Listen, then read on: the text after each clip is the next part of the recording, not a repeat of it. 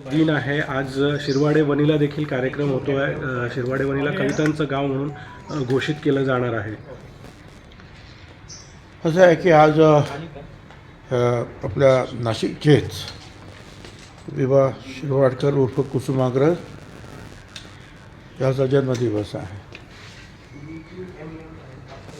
त्यांना आम्ही मनपूर्वक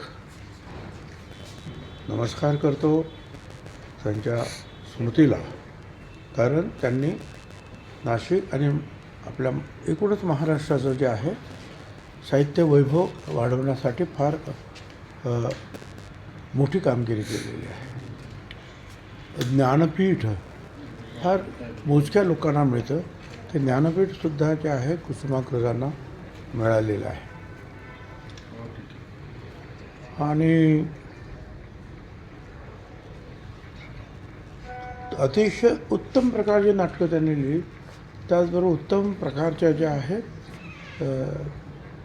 हे जे आहेत कवितासुद्धा ज्या आहेत त्यांच्या आहेत.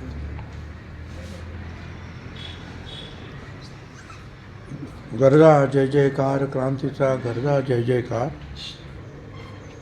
आणि त्याच्यामध्ये जे त्यांनी म्हटलेलं आहे त्या या शंखलासुद्धा खळखळून पडतील, काय हा मातृभूमीसाठी सर्वस्व आम्ही अर्पण करू, अशा अनेक गोष्टी त्याच्यात लिहिल्या. म्हणजे अतिशय वीरशयुक्त देशभक्तीनं ओतप्रोत भरलेलं अशा प्रकारची जी आहे ती कविता आहे. ती माझी आवडती कविता आहे. आणि ह्या त्यांच्या ह्या जन्मदिवसाच्या निमित्तानं सरकारनं सुद्धा ठरवलं की हा मराठी भाषा दिन म्हणून पाळायचा. आणि त्याप्रमाणे सगळीकडे ज्यात कार्यक्रम होतात ही आनंदाची गोष्ट आहे. ज्या गावातून शिरवाडकर म्हणजे शिरवाडे त्या गावात मंत्री महोदय पण गेलेले आहेत. आणि कवितेचं गाव म्हणून जे आहे तो उपक्रम तिथे राबवला जाणार आहे.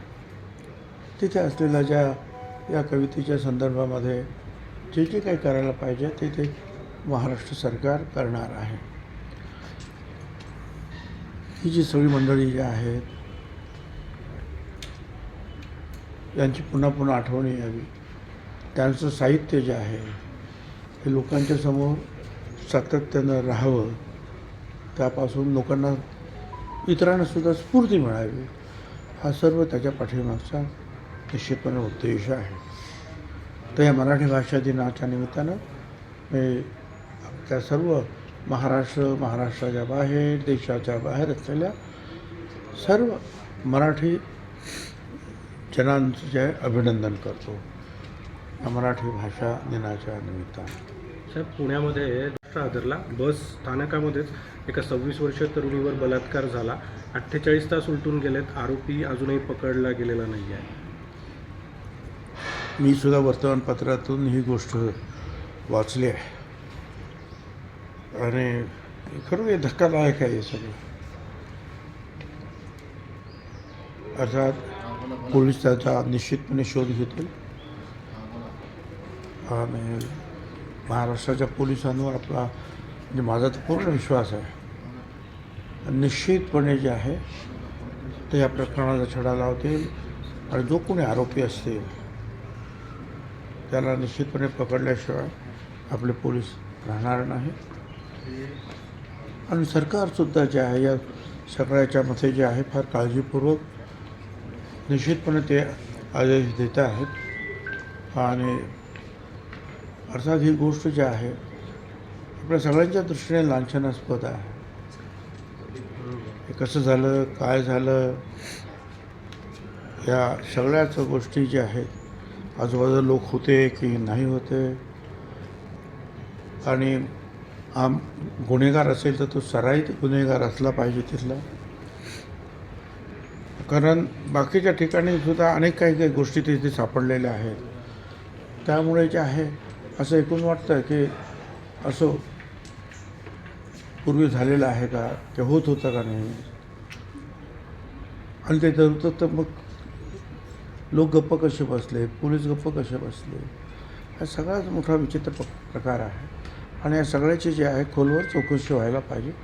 असे सगळ्यांचीच मागणी आहे. त्याच्यात राजकीय नेता कोणीतरी त्याला असं एक नाव आपण घेतलं की प्रत्येक तो वेळेला- कार्यकर्ता होता कोणाचा. प्रत्येक वेळेला काय अजून त्या कोण जो होता आरोपी त्यालाच पकडला नाही, तर जो आरोपी तुम्हाला माहिती नाही, पोलिसांना माहिती नाही, त्याला राजकीय सपोर्ट होता हे म्हणण्याचं काय कारण आहे? उगीच आपलं जे आहे प्रत्येक आरोपीच्या पाठीमागे राजकीय नेता आहे असं समजण्याचं काही कारण नाही. आणि तुम्हाला माहिती असेल तर तुम्ही सांगा, म्हणजे त्या राजकीय नेत्याला पण विचारता येईल हा मनुष्य कोण आहे, मग तो पकडून देईल तुम्हाला. पुण्यातल्या घटनेनंतर पुन्हा शक्ती कायद्याची चर्चा झाली आहे. संजय राऊत म्हणतात की कोणीतरी फिक्सर बसले ते शक्ती कायदा अंमलबजावणी करण्यासाठी. मला काही कल्पना नाही, पण आता तो कुठपर्यंत आलं ते होम मिनिस्टर सांगतील काय करायचं ते. आणि त्या कायद्यामध्ये काय चांगल्या गोष्टी आहेत, काय त्रुटी आहेत, काय अडचणीच्या गोष्टी आहेत, ते आता ते डिपार्टमेंट पाहिलं ना. साहेब, नाशिक सुरू झाली, गिरीश महाजनच नाशिकचे पालकमंत्री असतील अशा पद्धतीचं निर्णय झाल्याचं कळतं आहे. आणि रायगड दोन्ही उपमुख्यमंत्र्यांनी ठरवून घ्यावं असं काही. आता काय मला तर काही कल्पना नाही, आणि मुख्यमंत्री आणि उपमुख्यमंत्री ती चर्चा करून प्रश्न सोडवतील.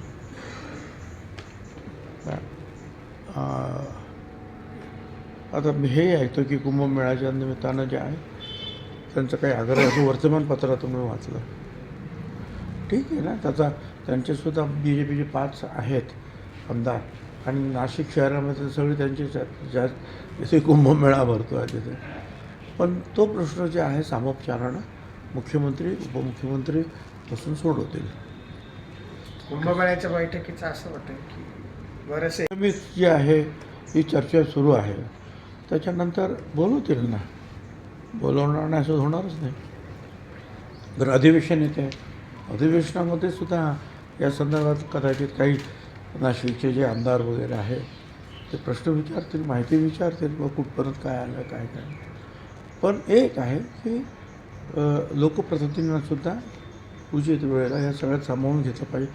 केवळ लोकप्रतिनिधी नाही, जे साधू संत आहेत, जे आखाडे आहेत, त्यांचेसुद्धा काही अडचणी आहेत. विशेषतः त्र्यंबकेश्वरचे जे आखाडे त्यांनासुद्धा त्यांच्यासुद्धा प्रतिनिधींना बोलवलं पाहिजे, त्यांच्यासुद्धा प्रतिनिधींना बोलवलं पाहिजे इकडच्या. नंतर पोलीस आणि इतर ज्या संस्था आहेत तर त्यांचा तर सहभाग असणारच. ह्या सगळ्यांना विचारून जे आहे जे आधी बेसिक अडचणी ज्या आहेत त्या अगोदर सोडवल्या गेल्या पाहिजेत, आणि मग जे आहे मोठ्या मोठ्या गोष्टी जी कामं करायची आहेत मोठी ती करायला पाहिजे. ते आवश्यक आहे.